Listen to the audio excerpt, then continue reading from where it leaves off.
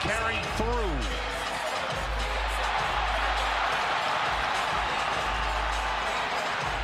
Two big guys going at it, boy. This is a big guy battle. Wow.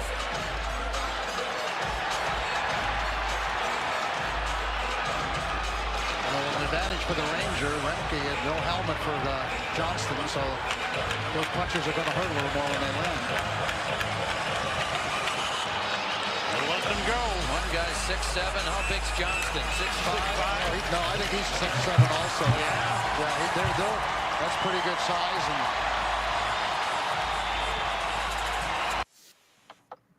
I love that. I love that. Let's go. Let's go. Welcome to the Instigators Hockey Show. That guy right there is Chris Kotsopoulos. I'm Paulie D. We got Maddie, the mailman Lips, on the bottom left. We got Ricky Dagoon Odazu on the right there, Hockey World Order. Got a lot to do and a little bit of time to get it done. Rick, love the room, man. Love the room. Good stuff there. I want to start. We have some questions we got to do. We have an hour filled with a lot of things to do, but I want to start with. I want to talk about a little bit of who's hot and who's not. Obviously, I think that's the best place to start. A lot of surprises, a lot of things going on. But my first question is, where's Johnston? Is he still in the league? Did he move from the Islanders? Where'd he go? Ross Johnston's Anaheim. He's been there for 2 years. He's playing a regular shift. Yeah. They want him back. They do. They need him for Schaefer, right? Yeah, I called that. Hey, I called that a couple of weeks ago. As soon as teams caught on that they have no toughness, that kid was going to get abused. Yeah. You know what, Ricky, you did call it, but you know what? I love the way the Islanders guy all jumped on that giant Zatter out there because, 99.9% of those guys wouldn't drop their gloves for anybody, but they know where their gold is hiding right now, and it's in Schaefer. So it makes a lot of brave guys out of a lot of guys that are scared shitless. Makes a lot of guys that are trying to secure their spot in Long Island by saying, "Hey, I stuck up for the kid." Exactly. It's the way it goes. Yeah. I mean, all right, guys, we're going to start out in the East real quick. Like I said, we got a lot to do, so I want to run through a lot of this stuff fairly quickly because we did this about 2 weeks ago. Not a lot of movement, but Pittsburgh's still holding pretty strong. Obviously, the Devils are staying where they are. Looks like Boston is creeped back in the hole there. The odd men out, Toronto, Philly, and, of course, our beloved New York Rangers. Ottawa's been knocked down. We thought Ottawa was going to be hot. Not so much. They cooled down quite a bit, 14 points, 6-5. Ricky, I know you had talked about Ottawa. What do you think's happening? Yeah, I think everybody's in a little bit of a low at some time during the season, and they're not getting strong goaltending right now at all. I think the difference right now is their goaltender went from red hot to ice cold overnight, and they're missing their heart and soul. I mean, sure. I think Ottawa's going to be just fine. You see the game against the Canadiens the other night. That team has no quit in them whatsoever. They don't back down from anybody. Right. They've got enough scoring to hang with any team in the league. They're just in a slump. They'll rebound pretty quickly, I think. Yeah. House, what do you think? What do you think about Pittsburgh holding still at 18 points, man? I mean, you still got one of the greatest hockey players in the world playing great hockey, and that's Sidney Crosby. And Malkin all of a sudden has found his playmaking skills again. So it doesn't surprise me. It's like their last hurrah, But the Ottawa thing, guys, let's be serious here. Look at the standings. Everybody in the East is 500 or better, in the Rangers division. So it's not like that last place team is like out of contention already. They're only 5 points out of first place. Yeah, right. That's all they are. We're acting like there's a big gap between these first place teams and these middle of the road teams and these bottom feeders. I mean, there's still a lot of hockey to go. Yeah. Maddie, what do you think about the Florida Panthers 6-1? Florida is points all the way at the bottom. Yeah, like Kosti said, I mean, I haven't remembered. I mean, you guys can tell me. You've been watching hockey a little longer than me. I can't remember a season at least 14, 15 games in where so many teams were like right there together. Like usually there's a team that falls off. Like the only team I can think of in the entire league that's really like a bottom feeder is Calgary, right? Like they're the only team that I really feel is like no shot. Even St. Louis, who's struggling, Minnesota, they were playoff teams last year. They have the potential to come back up. But getting back to Florida real quick, I mean, they're banged up. They're hurting. They just have taken blow after blow. Barkov is the heart and soul of that team, not just offensively, defensively. Matthew Tkachuk adds that goon factor with the top six, and he's a gnat. He's a pain to deal with. He's an irritant, and you're missing him.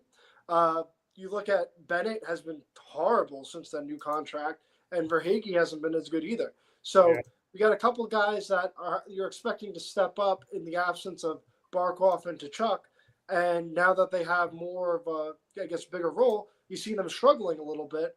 And not that they were overrated, but I think Barkov and Tkachuk took a lot of pressure off them where they could shine. So Florida's still hanging in there. They're just scrapping together some points. If they get healthy, they sneak into the playoffs. They can still beat anyone in the East. So the East is wide open. Rick, Utah, you surprised? 9-4-0, 18 points. Not bad. I mean, that Central Division's not an easy one, man. Colorado, Winnipeg. What's your thoughts? Utah could hang with any team in this league, and that's Maddie's team. Maddie called this team before the season started that they were going to be that was his pick this year to be a surprise team. And I'm watching them right now against Toronto, and they're giving Toronto everything they can handle tonight. Yeah. And it's end of second period right now. But I think Utah is one of those teams that's stuck in a really good division. It's the story of a lot of teams. They have to maintain their pace, because if they dip, the next thing you know, they're going to be 6-7 points behind the leader, maybe 10. But if they maintain their level of play right now, they're a dangerous hockey team. Yeah. Top six can beat anyone. Yeah. Hey, Kotz, are you surprised with Edmonton right now? Did you think maybe McDavid would be a little bit more on fire and dry? Oh, he is. He's leading the league in scoring, Paulie. Where you been? I mean, I get it, but they're not winning. All of a sudden, he went from nowhere to leading the league in scoring again. I get it, but they're not winning a lot. It's like I told you guys. Like, we all have our points, and we all have our things that we've been right on. Matt's been good on Utah. Ricky's been talking about some teams that he's been right on. I'm dead right about Edmonton. Their defense is shit. Period. Yeah, plain and simple. Bouchard, whatever money Evan Bouchard is getting, he gives away the puck just as much as every dollar he gets. Okay? He cost his team again last night, I think it was. Yeah. You feel better about how many of these are you going to put up with when he's supposedly your star defenseman? Yeah. Well, I mean, the cup contention the last 2 years, I mean, you would think they would be just a little bit hotter. Yeah, if you go back to that final, how many times did Evan Bouchard blow plays against Florida? Okay, listen, this is a guy that probably should just sit on the bench till it's power play. That's it, only. Never get on the ice 5-on-5. He should be a third pair. He should be a power play specialist. I agree. If you're going to dress a 7 deep, put him in the far corner of the bench and just wake them up when they're on the power play. That's it. Last but not least, Maddie, I know you want to talk about Anaheim leading the Pacific, man. 17 points, 8-3-1. I got to say, I didn't call this in the beginning of the year. I didn't see this happening. When I picked the dark horse team, I picked Utah over Anaheim. I like Utah's skill. But I think everybody underestimated Joel Quenneville as a coach, as a 3-time Stanley Cup champion. And Not me. I played with him. I wanted him.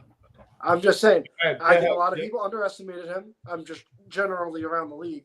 And they added the couple Rangers and Trouba and Kreider.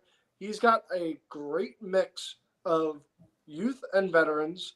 I mean, you got Troy Terry over there as a young kid. Hey, they traded Trevor Zegras, who, was a skilled player, went over to Philly. He's playing great, and they still have a ton of skill.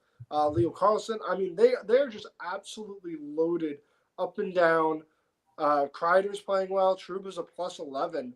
him and Gudas. No one's going to mess with Anaheim. They're physical. Truba's got more goals already this season than he scored all last season for the New York They Rangers. got more goals than Lafreniere and Panarin combined. So, But we'll get into that later. But I just want to mention Trouba, again, a lot of people did not respect Jacob Trouba in New York City, and I'm going to say it again.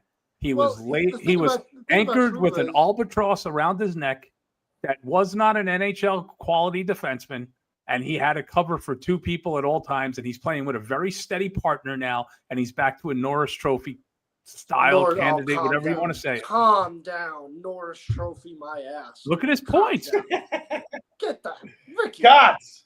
Come on. I want you to talk Listen, about Philly. the only thing I'm going to say is, like, I'm not as in tune with all these names and stuff like that, but I'm going to tell you something about Joel Quenneville. And Ricky O, you were down there, I think.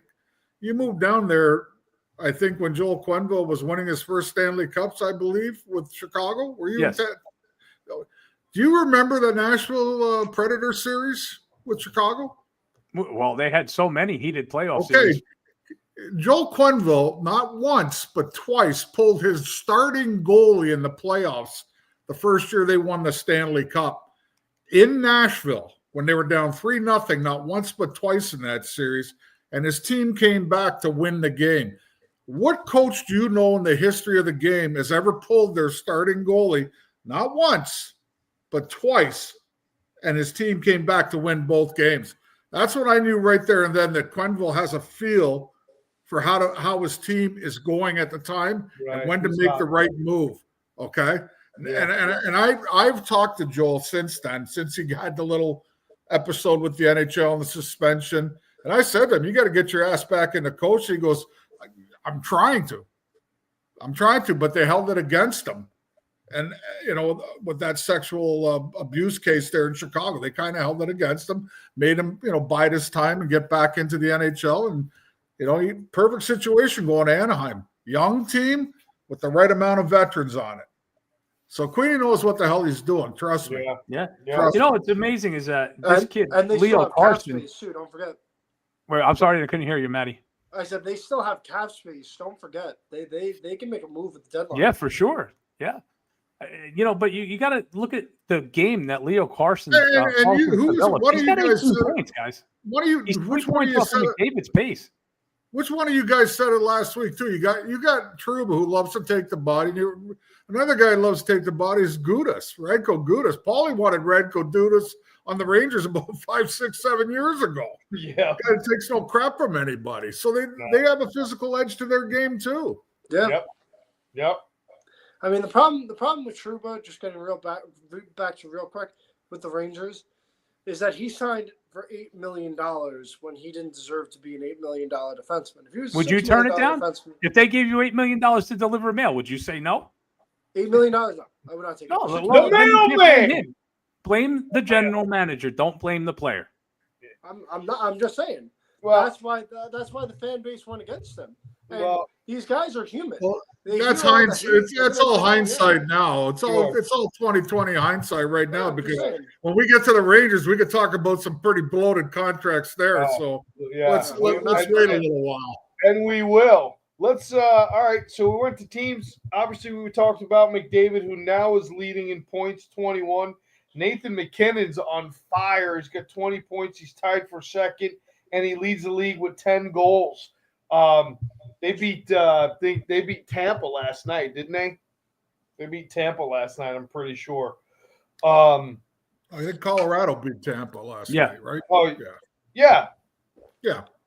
And look who's next on that list. I actually watched a little bit of it. As far as goals, it's Draisaitl with 10, tied for first. But if you go to points, the next person on that list is Jack Eichel with 19, the guy that every New York Ranger fan said was a cripple and don't trade for. Yeah, right. Mark Scheifele is at 20. Jack Eichel's at 19. Nick Suzuki, 19. So, my Canadians, baby. Yeah. No surprises there, but I will tell you, Kotze was talking about it before. Look at Evgeny Malkin, tied for second in the league in assists. And look at Kel McCarr, dude. Is he not magical, huh? I love that kid, man. I tell you, he's another one. Igor Shesterkin still, and we're not going to talk too much Rangers, but I don't know, man. He's top 5 in goals against average, even though he can't buy a win at home because they can't score. And then Logan Thompson, huh? Not too bad, leading the league right now, goals against average and save percentage. What do you think of this kid in Montreal? The kid is, I'm going to probably butcher his name, but is it pronounced Dobes? The kid has never lost an NHL game he's played in 2 years. He went 6-0 last year, still hasn't lost this year. He's second in goals against average in the entire league at 1.97, and he's lights out. I mean, you want to talk about listen, I'll be honest with you. You see, I kind of like the Rangers a little bit. But I'll be honest with you, man. If you're a Montreal Canadian fan, you got to be pumped up right now. Just pumped up. But the Caulfield's going nowhere. These kids are young. You've got kids in their early 20s that are just bank right now. And it's only getting better. Yeah. They're only going to get better. Well, they took their lumps, Ricky, for a lot of years. Yeah, think about sure. it. I mean, they took their lumps and then they stuck with their high draft choices who have blossomed for them, and they picked up a couple of good players in the past, like Matheson, and Hudson's been an unbelievable player. Think about it. So they took their lumps, and now it's starting to show. I'm going to do some research for a second. I'll be right back. You go right ahead. Yeah, I mean, Montreal has been fantastic. Honestly, they have so many guys under contract right now that are under good team-friendly contracts with the cap going up. They are loaded offensively. They're loaded defensively. They added Noah Dobson, which I didn't think would be that great of a move. I thought they overpaid for him, but he's fit in very well over there. Okay. And the thing that makes Montreal tough is they're going to eventually know how to play against any style. You have a high-skilled team, we can match your skill. You're fast, we can match your speed. You got grit, we can match your grit. That Ottawa-Montreal game, I posted on my TikTok. I am praying to the hockey gods that we get a 7-game series of Ottawa and Montreal with Brady Tkachuk in the lineup, because that game, I believe, was on Saturday night, was one of the best regular season games so far that I watched. There was fights, there was intensity. It was great. The Bell Center was rocking. So Montreal and Ottawa should both feel really good about their teams. Montreal, I think, has the brighter future, but I actually think Ottawa, if they went head-to-head, would have the edge. I think they're a little grittier. And Tim Stützle doesn't get talked about enough. He's fantastic. Disagree. Montreal wins the series. Let's not get too crazy with Montreal. You got to remember. Hold on, but I got one question. Hold on. You guys got to remember where I was born. I was born in Toronto, okay? We're not big. They're not even going to make the playoffs. We're not big on anything to do with Quebec. Okay, we're not big on anything to do with Quebec. So let's not make it the 1970s Montreal Canadiens. Okay, but let me read something else to you. Let's not talk much more about them. let me read something else to you. Right? How's this? Now I got a hard on for Jed Ortmeyer, right? I can't stand Jed Ortmeyer. How's this for your player development staff for the Montreal Canadiens? Are you ready? Head of player development, Kotze, this is somebody you played against, Rob Ramage. His assistants, Martin Lapointe, very, very solid NHL player. Martin Lapointe, yeah. Yeah. And guess who his other assistant is? Vinny Lecavalier. Oh, yeah. Yeah, that's a hell of a freaking god-darn good player development staff right there, right? A lot better than Jed Ortmeyer, Ryan Clough, and Chris Drury's pizza guy that ain't working that weekend. Well, Clough. I'm done talking Montreal. You guys, let's move on. I'm done talking their shit. Well, I'm just anti-Jed Ortmeyer. That's what we're talking right now. Listen, imagine if the Rangers had Jeff Gorton too. I mean, imagine building that roster. Would have been pretty cool, huh? Imagine that. All right. Let's all get along now. Imagine if Toronto actually won a game. Toronto. Yeah. I mean, I don't know. So, Paulie, you should be happy tonight. Your boy, get your Ovechkin jersey out. You got his 900 goals. There you go. Oh, now we got a scrap. Who's fighting? Nobody's. 900 goals. Braden Shen and Duhaime. Yeah. Braden Shen's a tough kid. The Shen brothers are tough guys. Oh, his older brothers. he turned into a better fighter as he got older, didn't he, Ricky? For sure. He sure has. Koch, you think Toronto's missing Marner right now? What's going on over there? No. What's going on? What's going on? They're just like everybody else in the league. There's underperforming teams right now. We talked about Florida. We talked about Tampa. We talked about Toronto. And then you got the teams like Utah and Anaheim and Montreal that are overperforming. Okay? This is just the way it is right now. Well, they're overperforming from what everybody said at the beginning of the year, Matt. Don't give me this bullshit because you didn't bet on them yet, did you? Utah to win the Stanley Cup? Did you do it yet? No, okay. So you can right now. This is the way it is right now. We're talking 14, 15 games into the season. If the Leafs are where they are right now at the 30, 40 game mark, then I'll tip my hat off to you guys that said they stink. Okay? And I'll tip my hat off earlier than expected. That's all. Well, listen, it's way too early to be judging every team the way we're criticizing them all. Well, we were talking about there's not a team under 500 in the East, okay? Well, we every week, or at least every other week, are going to look at where everyone is in the standings. But it brings me to the next. I'm not worried about the Leafs like everybody else is. I'm not worried about them. I'm not worried about Edmonton. I'm not worried about any of these things. Because you know why? The short amount of the season is not a true judgment of what's going on. Are there possibilities of this happening? Absolutely. I won't deny that. Well, this year is an Olympic shutdown year, isn't it? Yeah, 3 weeks. Yeah. Why? They shut it down for 3 weeks. 4 weeks. Is it 4 weeks? All of February? Wow. Where is it this year, by the way? Definitely not in Russia. Well, no, seriously, where is it this year? In Italy or something? Where is it? I don't know where it is. I don't remember. Anybody out there got a comment for us? Well, I can find out right now. Be interesting to see. Where are the Olympics this winter? I mean, I'm always interested in the Olympic year. You know, some of these players, they can't feel too good about sending their guys there. No. It's in Italy. I was right, bro. I said it Rome or something like that, right? Yep. Milan.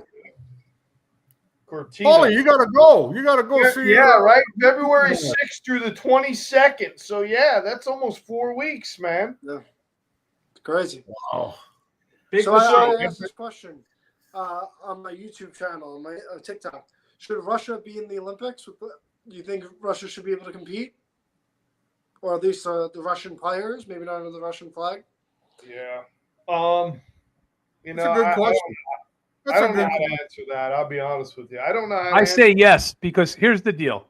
If you want to be a country like the United States and Canada, and you want to say we have the best athletes and we have the best sports, if you're going to let the guys play in the regular season for for-profit owners, they should be available to represent their country to play in the Olympics. If not, then have the balls and say Ovechkin and Shesterkin and Istanbul can't play now because they're Russian. Then kick them all out of the league. And if you're not going to do that, then don't hold it against them for being of a country. I know, Katsi, I'm okay with it too. I know where this is going. I second that, Ricky. I wish we were able to deport Swedes years ago. Well, what was it? Was it the World Juniors or something like that a couple years back? Maybe it wasn't even hockey, but like the Olympics, they had the Russian athletes compete not under the Russian flag, right? Anybody remember that? Yeah, it was the Olympics. They played like they broke up to all these blah blah stands and stuff like that. Yeah, they played under Borat, was the coach of one of the teams. Yeah, you know. I you know what, Ricky? I want them in. You know why? You want to know why? Because I love seeing them lose. I just do. I just love seeing them lose. It's just not the same not hearing Nikolai Volkov sing the Russian national anthem. Well, I hate it when Russia wins like a world championship or something like that, where the second-rate NHL players are there. You know, they walk around like they beat the world, you know, but they really didn't. So, yeah, put them in there. Put them in. Their roster would be pretty good. They'd be loaded at forward, loaded at goaltending. They'd be weak on defense. But, that don't matter. You know? Well, you know, Matty, I don't. It's a great question.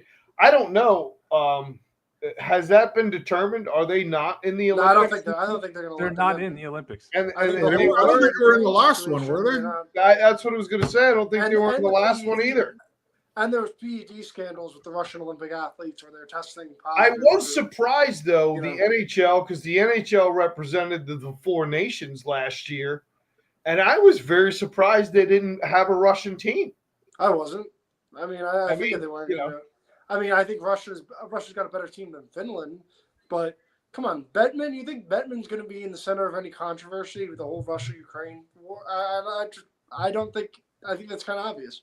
You know, I just. Last thing I Again, want to do before we hit If the you're news- going to allow a Russian to be your face of your league, break a Canadian God's record with empty net goals and net hanging, then either let him in the Olympics or kick him out of the league. Have some balls, Gary, because it's a terrible look to let him play in the regular season and then tell them they can't play for their country. What's a double That is I agree. stripping. That is stripping their manhood of them. That's like saying Kotze can't be a Greek, I can't be an Italian, Poli can't be an Italian. Maddie, you're not allowed to play for Italy because I don't like your pizza. It's bullshit. I'm actually 1/8 Egyptian, just so everybody knows that. Well, go you and whatever Cleopatra could play goalie for you. I don't know, but it's just upsetting to me, honestly. And I'm taking this to heart. I'm being really serious. As a person that played U.S. national baseball and had tournaments canceled when I was young because Russia was going to be part of them, and we couldn't fucking represent our country after I worked my whole life to make a team. I mean, I hold it very much like it's BS.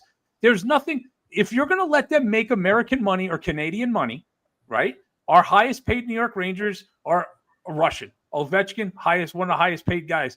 If you're going to pay them with American and Canadian money and let them be on our television every week for profit for owners of teams, they should be able to represent their country. I'm passionate about that. Yeah, I don't Look, disagree. I the agree. bottom line here is that you cannot go out and say to the world that you are the best if you don't play all the best. Right. Exactly. Plain Great and simple. point. That's It's the like best way to college say it. football. It's like college football. Sometimes they decide who's the number one team in the country because of a bowl game, but then there's teams that were undefeated all year that never made it into the bowl games. It's the same thing with the Russians. If they're excluded, and I'm not pumping the Russians here, but if they're excluded and I'm Russian, I'm going to look at you guys. You didn't play us. You didn't beat us. Yeah. Right. And listen, during the Cold War, I the agree. height of Reaganomics, the height of even Jimmy Carter, when the Canadians played Russia in those summit series, if you were a hockey fan and you missed it, you missed the best hockey in the world. You missed the Matt most wasn't passionate. born yet, so You can't tell me the Olympics wouldn't be a better product. Just sure talent with the Russians. You can't tell me it wouldn't be a better product without it. I mean, Finland, Sweden, U.S., Canada. What was it a couple of years back when they had was before the season? What did they call it? But they had North America as a team. They had Team Europe as a team. Hank was still playing way back when. What was that? World Cup of Hockey, right? It was a World Cup of Hockey. World Cup, yeah. So they had the World Cup of Hockey a couple of years back, probably now 8 years ago. But they had Team Sweden, U.S., North America for anybody who's 23 and under. They had Russia was in it. I mean, it was some of the best hockey you've ever seen. And I mean, you can't convince me otherwise that Russians are some of the best NHL players in the world. I mean, it'd be more interesting to see them in the Olympics. I just I'll be honest with you though. Overall, I don't like the idea of them intermitting a season, breaking up a hockey NHL season with these kind of games. Because me as an owner, the last thing I want is sending somebody out there. I mean, Paulie and I have talked about this for years now. What if your guy gets like crippled out there or gets seriously hurt? One of your stars, you got to remember the NHL is still a business. Right. Okay, it's not about like promoting like the World Championships and the Olympics. They're still a business. And if I'm an owner and I send guys over there and they get hurt, I wish they'd go back to the old way. Honestly, when it comes to the Olympics, amateurs only. Yeah. Period. I agree with that. So, So hey, the Russian guys were pros when in the 80s, 1980. We all Right. know that. But You're talking are. now. It'd be a much level playing field if we had our amateurs and guys that were before Well, they yeah, made the because NHL. the You college had guys game, like Celebrini and all of those Ricky. guys able to represent, they'd give those Russian guys a run for their money for sure. Ricky, I did Quinnipiac for 14 years, okay? Yeah. The radio. And let me tell you something. The college hockey in the United States over the last 20 years, 25 years has gone from here to here. Yeah. That's how good it is. Yeah. There was a time where we looked at college hockey players like we looked down on you. You can't do that anymore. They're that good. Yeah. Bottom line, they're that So here's good. the update, boys. Russia's recent Olympic participation has been limited due to doping scandals and its invasion of Ukraine. While Russia has been banned from competing with its national symbol, its athletes have been allowed to participate as neutral competitors under specific guidelines, most recently as individual neutral athletes, or AIN, in the 24 Paris Olympics. So you guys are right. And I guess they're going to continue. Russia's athletes can compete in 2026 as individual neutral athletes, AINs, with their without their national flag or anthem. So they did do it in the last one. And apparently they're allowed to compete as neutral athletes without the Russian flag. So It's kind of like a nice way of letting them play. right. Yeah. But not as a team, individual athletes only. Right. So, well, let me see here. Let me go. No teams. Yep. No teams from Russia are not permitted to participate. So there it is. And we're moving on. We're going to move on. Last thing before we hit the New York Rangers, because 9:30 is our time. I wanted to ask you guys, I've always, Katsi knows this, I've always kind of kicked the door down with this. It's driven me crazy with the NHL coverage, with, ESPN and TNT, and it's always tough to find a hockey game now. I know, well, you know what? Ricky lives out of market. Katsi lives out of market. Matt, you're the only one who lives in market of the team that you prefer. And they make me pay for it. Trust me. Yeah. I have the center ice package and a couple of other mechanisms that help me get games. It's cheap. Honestly, it's cheaper to be out of market, because if you get ESPN Plus, you get maybe 80% of the games. That's why I'm able to do these recaps of all these games, because I have Disney Plus for my kids. Honestly, it's crazy. They just raised their price too, but it costs they just me went so up much more to have MSG than it does. Yeah, Really? and that Gotham app sucks. It never works. Yeah. I've heard that before. That's why so many people are now watching the games on like TikTok Live. There's people who are streaming the game, and That's they're illegal. having a TikTok Illegal Live. I know violation. it's illegal, but I'm just Cops telling are you at your what house, so many Maddie. people are Cops are on their way. They're done. doing. But listen, honestly, you're I on didn't do it. the ESPN Plus is how I watch the games, and Yeah. like you said, and one great thing about them is they archive the game immediately when it's over. So like Nashville's blocked out here in Nashville, I can't watch them. But the minute the game's over, I go to the library, I can put the game on and watch it from the beginning on tape. So it's a great feature. Okay. Yeah. Okay. I do want to talk about coverage, though, as far as years past. It's always been, I think the other night, was it last night? The Rangers were on TNT, right? Weren't they on TNT? Yeah, they were. They were on MSG too, though. Not my favorite broadcast, for one. For two, here we go again. This year, you're going to be searching. I mean, most hockey fans will be searching for games. I think the USA is going to have some games because it's part of TNT. And again, with the ESPN shuffle.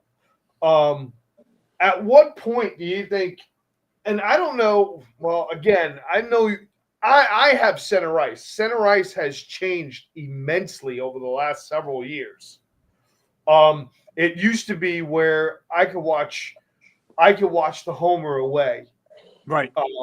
most nights, and lately, I can only get the feed. I get one feed, whatever they want to give me. So I didn't know if you guys were experiencing any of that. I know with the ESPN Let one, me touch on that for a minute, Paulie. Maddie and I discussed this the other day. We did a little short together. The Edmonton Oilers Ranger game gave me one of the best clips I've ever had. It's gone viral. Tens of thousands of people have listened to it. And I even had somebody from the Rangers organization reach out to me and ask me where I got that information. There was a play where Panarin button hook, zig-zag, up, whatever he wanted to do, went for a skate, lost the puck, and ended up on a scoring chance against the Rangers.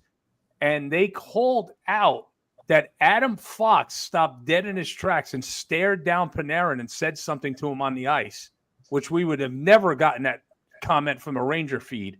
And it was very interesting to hear that the frustration of the player with Panarin for hot dogging the puck and not feeding it to someone on a power play.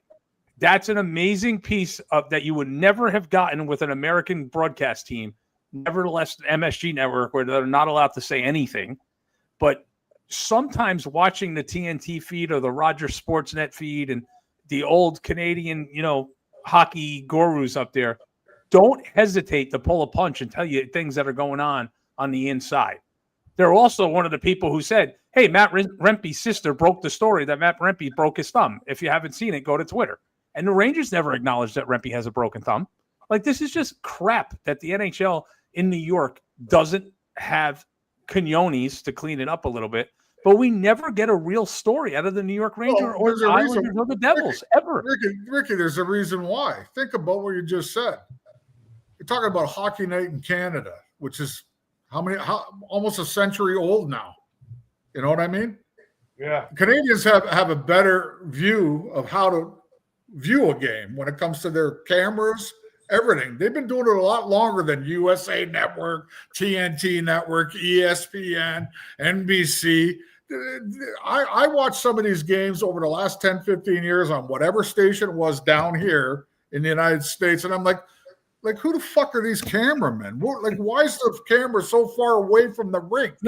Let me ask you a question, Kotze, as a guy who's played in every arena and watched more hockey than all of us. What's your favorite arena to watch a game from? What's that? What's your favorite arena to watch a game from? Because there's one I'm going to say that stands out above every other arena in the NHL. Well, I just want to finish my point about it. You got a lot of people that are trying to do a good job down here with the stations, whoever has the contract, but they're still like green when it comes to like how many times do you see something happen where the pucks drop and there's a fight happening and it takes 40 seconds for the camera to switch over? Yeah. You know what I mean? Or something bad happens or something great happens, it takes forever. So these guys are all still learning how to do all this stuff, but it's still not an excuse. If you're going to get a contract down here and you're going to show hockey, you better have the best that you can find on camera, in the production box, in that little whatever trailer outside, you name it. I'm going to give you a little information on something, okay? There's a gentleman, you might have met him and you might have heard of him, who did Ranger broadcasts for 35 years on MSG Network. His name was Bob Lewis. He was a producer. Bob Lewis was an intimate family friend. And one of the questions I had asked him one day was, and this is where I was going with my comment, and Paulie, maybe you'll notice this yourself also.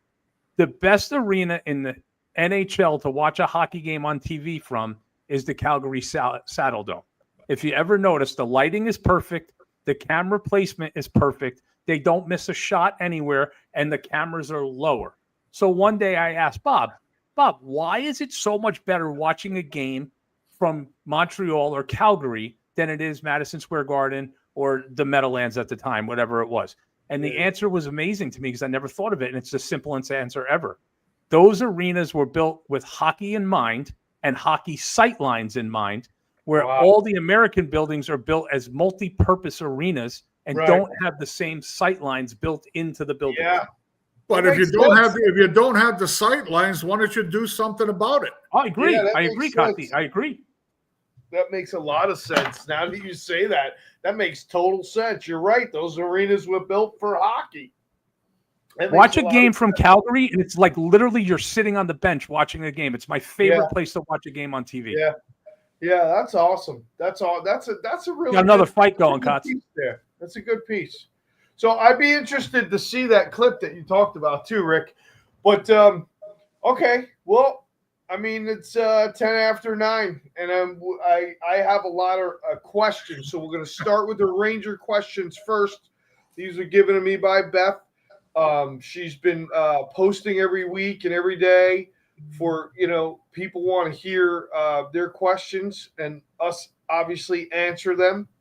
So we're going to start here. And Beth, thank you for the other information for the Olympics. You're the best. I know you're not feeling well. Get better, Beth. I hope you feel good soon. But here's a few questions. This is from Cal Klein in Palm Harbor, Florida. Is this currently a team that can win the Stanley Cup, or is Sully going to have to use the nuclear option and remake the entire group? So, question is about the New York Rangers. Do you think this team is a Stanley Cupper, or do you think this is the year where they got to pull the plug and rebuild? I'm going to go last. Who goes first? I'm going to go last. All right, we'll go around the horn. You're going to get 30 seconds. Here we go. That's it. We're going to start with you, Maddie. This team is currently the worst team in the Metro, maybe the worst team in the East. This team is not very good. They can't score. They have no continuity. Ricky pointed out with Panarin and Vox, there's already turmoil and frustration amongst the player. And they get down 1-0, and there's no fight. There's no quit. There's no fight. They just quit. They rolled over and died yesterday against Carolina. They got down 1-0. They played great in the first period, 15 shots. Second period had 9. Third period, they had 1 shot on goal, down 2-0. That's pathetic. They don't fight. They say no quit New York. There's plenty of quit in New York. So the question is, are they Stanley Cup bound? No. They're not even make the playoffs. All right, Kotze, you got the next one. I'm going to answer that one. Well, hold on. You do? All right, go ahead. Yeah, I do. Well, it's simple. No. That's all I wanted. That's all I wanted. And the second part of that question, nuclear. What do you mean by nuclear? I mean, is it time to redo this whole group? Is it time to rip the core out and start again and just the nuclear option? What's left after a nuclear bomb? Not much. I think 2/3 of the team is in place. I'll just leave it at that. Okay. All right. So, Ricky, we'll go to you. This is a good one. And I'd be interested to hear Ricky's answer on this because Beth Kettering from Ohio. Why are the Rangers winning on the road but can't score a goal at home? It's a very interesting thing, and it goes hand in hand with everybody just talked about. Like, Maddie thinks they're not going to make the playoffs, the worst team in the East. The New York Rangers are a goal or 2 away from breaking out just as much as they are a goal or 2 away from sucking and being the worst team in the league. If they scored 2 goals against Skinner and Lindgren at the Garden where they outplayed both teams, we're not talking about this right now. We're talking about a team that's well above 500. They're not a Stanley Cup, but I'm not going to give you a heart attack, Matt. They're not a Stanley Cup winning team, but they're nowhere near as bad as what they're playing. The Rangers need, like I said this, after the 2 games they got shut out at home, somebody needs to bang a fat chick or bite the head off a herring and break this kind of juju muju that's on this team right now at home and get it over with, because there's something going on at the Garden where they're just not getting a break. They're making every goaltender look like Ken Dryden and Jacques Plante rolled into one, and it's got to stop. One night they're gonna break out and score 9 goals, and we're not even gonna remember the shutouts.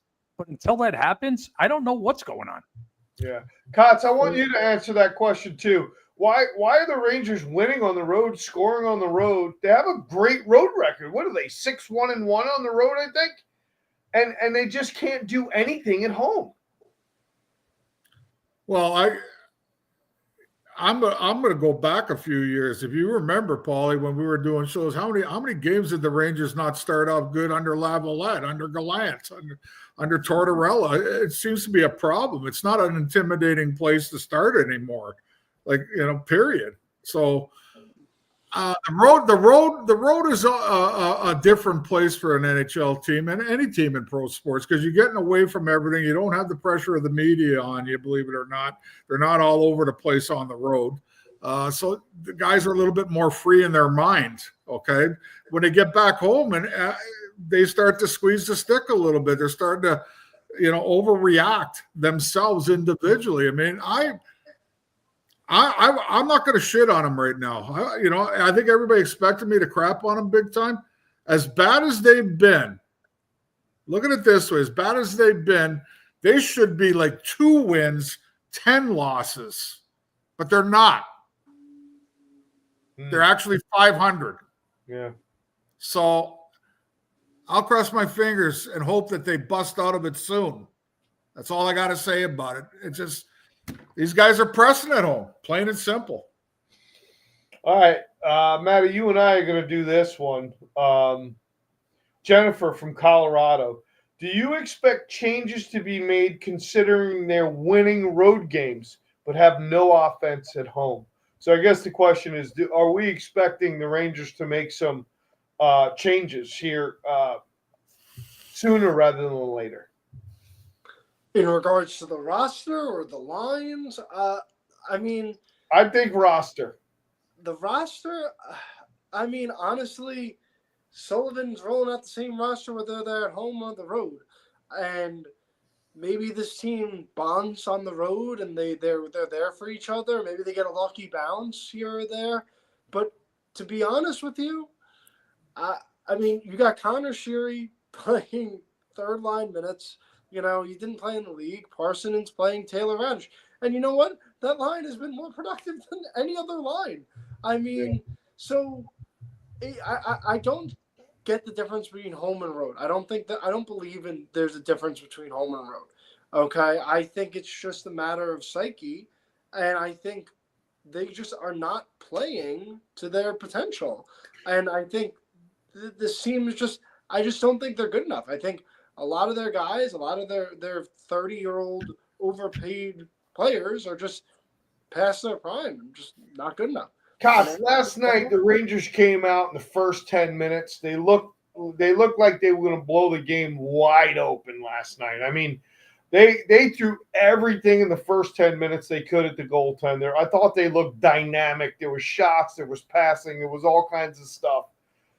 How do you, as a former player, Cox, you see that, and obviously you're the home team and they're running. I mean, they have the ability to bring the pressure and play a good game like that. What does it take to continue to sustain that throughout the course of the game, or at least have pockets and spurts of it? Because after that, they just kind of died. Well, they hung their heads is what they did. They played a great, like Matt said, they were really good for the first probably 12 minutes of that game last night. Then they took a penalty. And Ehlers fired a seeing eye shot off the goalpost in for a power play goal. And from that time on, they went down. Not as bad as the third period, though. They were semi-good in the second, but the third, they were just terrible. They couldn't get anything going. But I give Carolina credit because you and I have talked about it in the past. Carolina, once they get a lead on you, they get that big red blanket on you. They've done that for years. Yeah. How many leads did Carolina blow in the playoffs? How they play. But the Rangers, I don't get it, eh? Like, you're going to hang your head because you give up a power play goal? That's basically what happened. And then they scored another one after that from a shot from the point. So I'm sitting here watching this, and I'm like, you're on the power play now. Why are you making extra passes? Shoot the puck towards the net when they're on the power play. Right. They didn't. They kept making that extra pass. Those shots, once again, it goes down to north-south hockey. Okay, but those two shots by Ehlers, and I'm not sure who the other one was, they weren't vicious shots. They weren't powerful shots. You know what they were? Shots on net. North-south hockey. Yeah. So how many times are we going to go over the blue line, button hook, and give the puck away? Or how many times, and I made a spoof post today, I think you saw it, my little TikTok today, on the drinking game. Every time you hear the word Lafreniere cross-ice pass intercepted, have a shot. The first period last night, 2 times, the Rangers were dominating that period. And I watched this kid really close because I pray every day that he breaks out for us. I don't want him to fail. But we're in the middle of having a dominant first period, and on the power play, there is a shot open for him at the circle on the right side of the net. And instead of taking the shot, he tried to throw the puck 150 feet across the ice to somebody who was covered, bounces off the boards, clears the zone, and all the momentum from the power play is gone. Yeah. When they're going this way, this team is playing good hockey. When they're doing this bullshit, certain 3 players on the team are doing this, they don't jive, and it's not playing well. But that's what they do. Leading the way with that. Ricky, nothing's changed. That's what Zibanejad does, Panarin does, Lafreniere does, Fox does. Well, I hope we touch on the power play the last 3 years. That's what they do. They always go this way. They don't go that way. If you gotta point to one thing and just one thing on this team, it has got to be the power play. Yes. If you point for one thing only, and that's the only reason you can blame the team, they're at 11% right now. 11. They're the worst in the league, aren't they? And on top of that, I think they have 5 power play goals. The second unit has 2. So this first unit that's on the ice, I've been saying this week in, week out. They're on the ice 90 to a minute 45, however long they are, and they're not getting it done. We got 5 people on the outside. Nobody wants to do the dirty work. You might hate that guy over in Anaheim, but at least he could stand in front of the net. And Kreider has how many goals right now? He has 5 or 6 in Anaheim? 7, I missed think. a few games. Until they figure out their power play, because if you remember 2 years ago when they were good, they were special team. That was their MO. That was the special team right? winners, yeah. And special teams wins or loses you the game. Carolina scored on special teams last night. We don't. And we get the opportunities, we don't cash in. Brings me to this. Do you guys feel that the missing out of Vinny Trocheck is and can make it there? All right. It could be, Paulie. Right, that's a good one. It could be that they're missing him. We don't know. I mean, he's been out since game 2. Let me ask you a question, and this is being serious. Maybe he's that guy in the dressing room, the talkative guy, the guy that goes around the room talking guys up, and when he's on the ice, he's a guy talking to the other team all the time, letting them know what he thinks. So if he comes back, and we go Miller, Laba, Trocheck down the middle, and you keep Laba with the Cooley and Lafreniere, and you are able to put Trocheck on the third line, we're deep down the middle then. Because if you keep that kid who's playing good hockey on the second line and don't punish him because a veteran's coming back and bump him down, and you give Trocheck third line minutes, all of a sudden you got a pretty seriously decent third line. Laba should be on the power play. I'm sorry, you said he should be on the power play? Yes. Oh, I agree 100% too. Over Sherry and Radish, I think my mother should be on the power play. I don't care who he takes. He should be on the power play. On the team. You might have hated that signing, but Radish has 5 goals. Okay, I can add up Panarin, Lafreniere, Miller, and that equals 5 goals. Okay, so Radish to me has earned power play time, but they gotta change up that first unit. Okay, they gotta throw mud at the wall. We just keep putting them out there. I want to go back to the Trocheck thing though, real quick. You got to think he wins draws. He was. For the last couple of years, he's probably been in the top 5 of winning draws, right? He, like Kotze said, he's very vocal. He's a vocal leader. He's inspirational. He talks shit to the other plays. He stirs that up, right?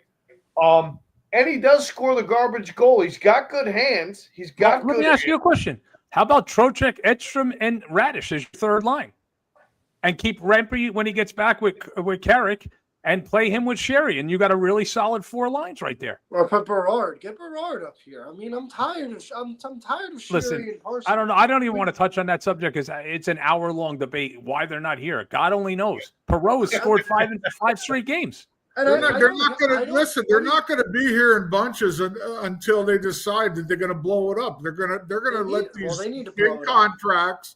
big contract guys who are underperforming right now kill themselves out of the league. That's what's going to happen. Let's talk real quick about that, Kotze, because Nick Kyprios, a former New York Ranger, came out today and said Panarin has told the New York Rangers he will not take a pay cut and is expecting to go higher in salary, not lower. I told you that 2 weeks ago. And he instantly linked him to 2 teams. Right off the bat. Bye-bye. Wait, but did you see the teams he linked them to? Carolina was one of them, right? Carolina, Minnesota, and Anaheim. Good. Bye-bye. Anaheim. I did see that today. Goodbye. Bye-bye. Go. I'll drive you to the airport. I can't see Minnesota's not even a playoff spot right now. I can't see him going to Minnesota. His best friend is playing there. Doesn't matter. And you got to understand something, Matty. You're not Russian. These guys like to play together. They stick together. There's a community we don't understand. Okay? And if he can go there and help that team make the playoffs and play with his best friend, he'll be happy. He's not happy here. He's playing not happy hockey here. Yeah. Well, let's not forget the crux of the issue with Panarin. Who organized that meeting for the coup of Laviolette? Whose house was it at? That Artemi Panarin's house last year, right? Where that's what started all of this. The Rangers got off to a fantastic start last year before everything just went to crap. And they had a meeting about how they weren't happy about the Gaudreau thing, him getting cut, and they had a meeting about how he didn't like that they put Schruber and Kreider in trade talks and publicly announced it. Okay, so the Rangers are going to have to. I think they totally going to have to burn down the building and build it back up. You need to go scorched earth because they are probably in one of the worst situations in the entire. But everybody's got a no trade, Matt. He's saying, got full power. He could turn around and say, we can pull a Jets trade tomorrow, get 5 first-round picks for him, and they want to send him to St. Louis, and he could tell the Rangers to drop dead. You know what else, though, Ricky, though, you could do to him? You could Wade Redden him, too. You can't send him down. It's in his contract. Stay home. I'll send you your check. Yeah. I mean, listen, they're gonna things are gonna need to be a lot worse than before they get better. This is not 2018. 2018 they had the pieces, and in 2019 when they traded Rick Nash, they traded McDonough, they traded JT Miller the first time, traded Kevin Hayes, they traded Zuccarello. They had all these pieces that were either pending UFAs or had a year, and they were able to, whether for better or for worse, help get the rebuild. You lucked into number 1, number 2 overall, and they have done nothing. The number 1 and number 2 overall picks. You had 2 other top 10 picks that aren't even in the league. That's how terrible it is. They had their chance. Is there a timeline on Trocheck? The rebuild could have went. He's actually skating, and they blew it. They blew it the last time, and I don't have any confidence that they're going to be successful this time, especially with Jed as player development. We could sit here and talk about this, that, and the bottom line is I told you guys at the beginning of the season, all our top paid players are up there in the age, every one of them. Okay, other than Lafreniere. Okay, and that's just another story. But we'll talk about the rest of them. Well, the youngest guy with the big contract is Adam Fox, who's 29 going on 30. Okay, all the ones that we're talking about are well past 30 years old. Okay, Fox is only 27, going to be 28. He's 4 years younger than me. Well, I'm not worried about him right now. I'm worried about the other guy that's making the most money. He's their leading scorer. Fox has been the best offensive player. I'm not worried about him, I said. Yeah, no, I'm just saying. I'm worried about the other guy that's making $11.5 million. Let's bring it to this because we got about 3 minutes left. So I want to ask this because we're kind of not going where I want to go with this. But so Trocheck comes back. Kotz, we're 14 games in. I know you said you got to give it 25 games. So hopefully that he comes back in here in the next, week, let's just say. I think he'll be back in the next week. Okay, so next week around Wednesday, let's just say I think he plays Monday at the Garden. Okay, all right. They start winning. Winning cures everything, right? Yep. They start losing. Do you think at the 30-game point, do you think Drury starts to try to blow this thing up and just start? Oh, he's going to have to. Okay. He's going to have to. There's no other choice. You can't go with this forever. Right. You just can't. You can't keep fooling the people that pay for the tickets. You can't keep fooling. You're even fooling your own team. Right. Okay. Right. You have to. And you can't keep talking about the young kids down in the minors and the next draft choices and all this stuff, and then not not do something about it, like bring him up, let him learn how to play, that's why I say Noah Laba should be up there in the power play right now. He's proved everything to me at 6'3", 214 pounds. He's good enough to play in the National Hockey League. Absolutely. And if you give him more ice time, his game's going to grow. Yeah. But right now he's got to stay behind JT Miller. He's got to stay behind Zibanejad. Yeah. And I'll tell you why that won't happen, Kotze, because once again they hired a veteran coach. They hired another retread. No, it's not going to happen because of their salaries. That's the thing, Matt, right there. It's not going to happen because of the salaries. And you got guys with no cut contracts. Oh, look at They're Connor making Sheary was $9 million or more. Don't tell me salary. What's that? Connor Sheary was on the power play unit. Don't talk about salary. I mean, And they've also put Rempe on the power play at one time this year too. Do you remember that? So Exactly. He's third on the I mean, team in it's not scoring, and he necessary. hasn't played in 3 months. Hey, listen, real quick, Kotze. I know you mentioned we were kidding around before about Schaefer. Did you happen to see what took place in Hartford this week when the Flyers organization took a run at Gabe Perreault and way behind the play, 50, 75 feet behind the play, they ran him into the Ranger Hartford bench, and a bunch of Wolfpack players, you talk about the same thing the Islanders did, came to Perreault's aid in a second, and it turned into a pretty decent-sized brawl down there. Ricky, this is nothing new to me. When you got a stud like Schaefer, and you apparently have a stud coming up in Gabe Perreault, it's like everybody said back in my day. Why didn't you guys kill Gretzky? Why didn't you kill Gretzky? Why didn't you kill He was Gretzky? surrounded by McSorley, Semenko, and McClellan. I'm saying to myself, forget Semenko, forget McSorley and whoever. The whole team would have come after you. Guys that don't even fight would have come after you. And you would have had to fight your way out of the arena that night. You would have had to fight your way on the plane. Okay? That's the way it is when you got a stud. Everybody protects that guy. Yeah, well, I'm not used to that in this organization. Like if somebody runs Adam Fox right now, I have my ups and downs with him, but if somebody runs him, everybody should go after that guy. They won't. Adam Fox is not a fighter. He's not a physical guy. He's leading the team in scoring, and you're going to let him get run? Everybody should pounce on that guy. Anybody touches Shesterkin, everybody should jump on that guy. Watch the game last night. Shesterkin got knocked over late in the third period when there was no hope to win the game, and nobody did a damn thing about it. But those days, for some reason, it doesn't happen in New Yorkville. Never in New York. It hasn't happened since the Jeff Bukaboom days, okay? Yeah. Boom. Boom, boom. Listen, I just got to say, I know Maddie's got some different jerseys. I think it's time to take that piece of crap off the wall until he scores some goals and put something new up. Maybe he's jinxing us. Listen, every jersey that I have Panarin, Trocheck, Cooley. None of them deserve to be up here. Right now. Put up Cooley, baby. That's the one right now we got to get hot. Yeah. God, from your lips to God's ears. He threw a couple nice hits last night. He threw one. Maddie nailed it. Him, Laba, and Lafreniere are playing much better as a line than they were playing without each other. That line. I do like that line. I do.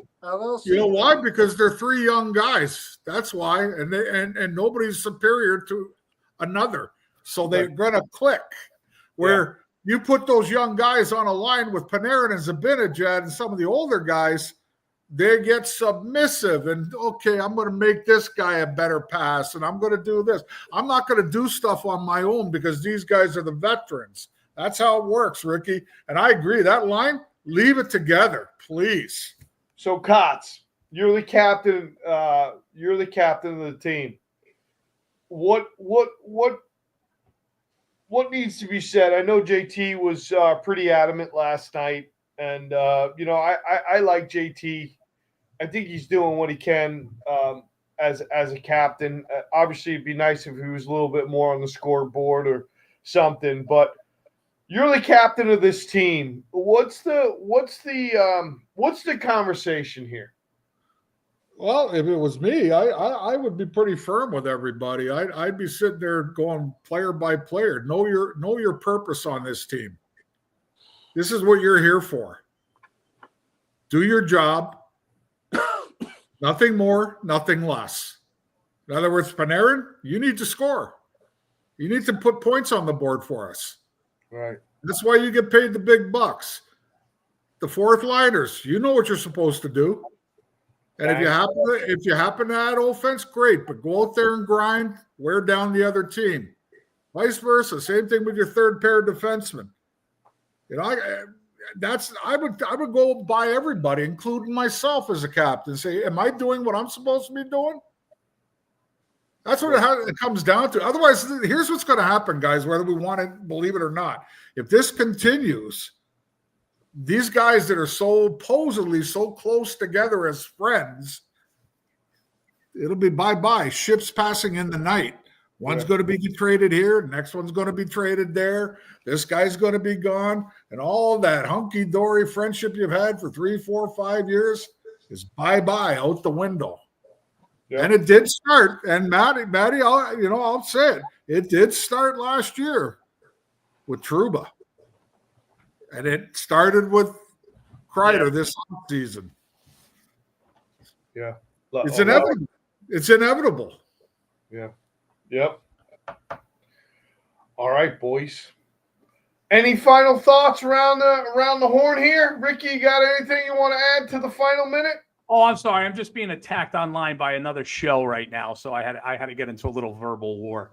I just want to say, I wonder who they are. Yeah, a bunch of little bitches over there, but I don't want to even give them the time of day. Just want to say, guys, keep it coming. Keep the questions coming for us. Keep the momentum going for the show.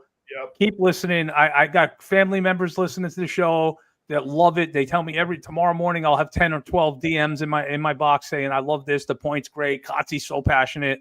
Maddie's a smart ass. Everybody's got a role on the show, and it's great. Maddie's listen, I said it before you got on. He's our Marchand right there. That's my little Brad Marchand. I love this kid. Paulie, Maddie's just filled with knowledge. It's unreal. Maddie's our little Brad Marchand. He pokes all the little buttons. No, you're like the knowledge out of. You got more knowledge about what's going on than the three of us put together. Well, I don't sleep, so I can watch everything. Well, I just want to say thank you to everybody. I love doing the show. I'm having fun doing it, and I love the difference in opinions because we can argue in 5 minutes after the show's over. We're all still best friends. Well, I want to tell you guys all while we're on the air too. I want to tell you that I got to back up what you said. I cannot tell you the direct messages, the text messages, just everything.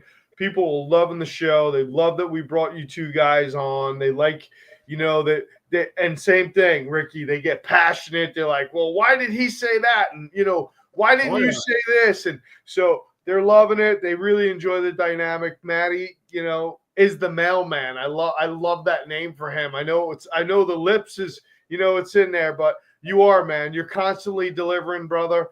And it's really been a lot of fun so far, so early on. So success is coming. I mean, the numbers can't lie right now. I mean, it's crazy. The TikToks, the Instagrams, the Facebook. It's just been it's been real good. We also have some advertising that we're gonna have to do here soon too. So it's a lot of good stuff, man. Ricky, last thing is. We need to do something for the page so we can get the shirts out. So where they could directly say, hey, I need a men's large, blah, blah, blah. We're going to go with this graphic. I got to get that to you. So just get me that graphic. Shirts are coming out perfect. This is one of my new ones I came up with today for a friend of mine. I don't know if you could see it, but definitely a pretty cool shirt. The Mahoney shirt. The Instigator shirt is great. We'll be able to have it on demand printed, so you don't have to print 1,000 of them. Just call me up and say, I need a 3X or a size small. I'll have them out in the mail in 2 days once we get the graphics done. Beautiful. And I found something out for you, Paulie. It's going to be a surprise, but we're going to make one of your little dreams come true. Woo! One of my little dreams. All right. Well, it's awesome, man. We'll get back to it, and we'll see you guys in a week. Make sure everyone likes, subscribes, check out all the pages. We're on every social media network known to man, I think, right now. So let's keep it going, guys. Hey, and we're in their heads, guys. We're in their heads. They can't handle it. They can't handle it. Go Leafs, Matty. And don't forget to check out the website. Yep. Awesome, guys. All right. Good night, everybody. Thank you, Beth, for everything that you do. I hope you feel better. We'll talk to you soon. Get well, Beth.